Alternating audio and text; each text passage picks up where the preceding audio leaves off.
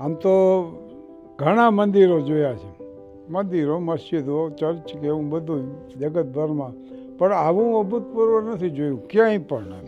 જે ભવ્યતા છે, જે પવિત્રતા છે અને જે સર્વધર્મ સમન્વયની ભાવના છે, સ્વામિનારાયણ ધર્મની છે ને એ સર્વધર્મ સમન્વયની ભાવના, જે આમ વાંચી કે ક્યાંય સાંભળી પણ અહીં ચરિતાર્થ થતું જોવા મળે. અહીં જે જોવા મળ્યું ને એ ચરિતાર્થ થયું હોય, વાસ્તવમાં બદલી ગયું હોય.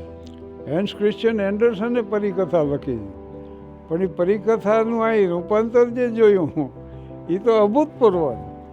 અને ભલે એના પાયાથી લઈને અત્યાર સુધીનું નિર્માણ થયું એમાં હાજર ન હોય અમે, પણ એ આખું કેમ થયું એ તો બરાબર ખ્યાલ આવી ગયો. અને ત્યાર પછી આ મૂર્તિઓના વિધાન જોયા બધાના, પછી પ્રમુખ સ્વામી, શાસ્ત્રીજી મહારાજ, યોગીજી મહારાજ, આ બધું જોયું એટલે ખૂબ જ આનંદ થયો. અને આ જિંદગીનો યાદગાર દિવસ બની. 21 ઓક્ટોબરે અમે 2024 અહીંયા આવ્યા નહીં, એ મારી જિંદગીનો અભૂતપૂર્વ પ્રસંગ અને જે જીવનમાં કોઈ દિવસ નહીં ભૂલાય એવો. અને વસુધૈવ કુટુંબકમ એ જે આપણી ભાવના.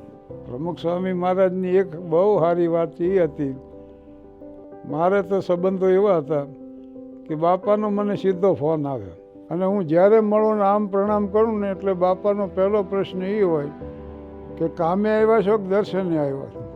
કે બાપાના એ એક સંતની કરુણા માટે તો ઊભો થયો. 92 વર્ષે બાપા અમેરિકા આવ્યા, તેથી છેલ્લો મારો કાર્યક્રમ રાખેલો. અને ત્યારે ઓલું ઇન્ફેક્શન ન લાગે ને એટલે કાચની કેબિન રાખી હતી માસે. અને મને એક ઠેકાણે સંતો કે અહીં ઊભા રહ્યો, તમે બાપા અહીંથી નીકળે તમે દર્શન કરી લેજો. એમાં બાપાની કાર નીકળી બરાબર, અને હું અહીંયા ઊભેલો જ. એટલે સંતોએ કીધું કે ભાઈ શાનથી શાહબુદ્દીનભાઈ આવ્યા, એટલે તરત મારી તરફ ફર્યા અને આમ મને મળવા હાટું હાથ લંબાયો અને મેં લંબાયો. કાચ આવ્યો અહીંયા, બે ના અટકી ગયા. પણ સંતોને બહુ આનંદ થયો કે તમને જોઈને બાપા એ ભૂલી ગયા, કાચ આડો છે. હું એ ભૂલી ગયો. એટલે બાપાની સીધી વાત એ હતી કે સુખી થવું હોય તો બીજાને સુખી કરો. આ વસુધૈવ કુટુંબકમની ભાવના, મંદિરની ભવ્યતા, એની સ્વચ્છતા પાછી, અને એમાં જે કલાત્મક રીતે જો કહું તો મૂર્તિ વિધાનો જે થયા છે, નાનામાં નાની મૂર્તિમાં ચોકસાઈપૂર્વક બનાવે, અને એ પાછા સંદર્ભો બુદ્ધનો જેમ આપ્યો, શ્રીજી મહારાજનો આપ્યો. તો અમારી અપેક્ષા તો એ છે કે જીવતાની ચાદર આવીને આવી શ્વેત રહે.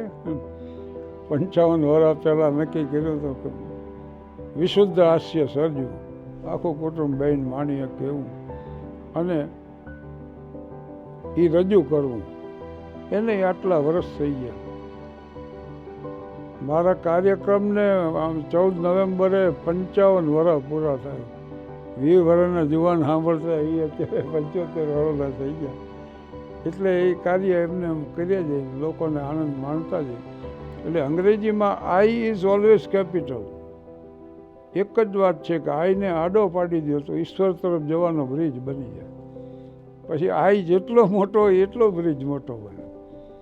તો બસ આમના આ રીતે જીવન વ્યતીત થાય. આજનો દિવસ જિંદગીભર યાદ રહેશે એમ કે અમે ગયા હતા મંદિરમાં, જોયું હતું. આભાર, ધન્યવાદ.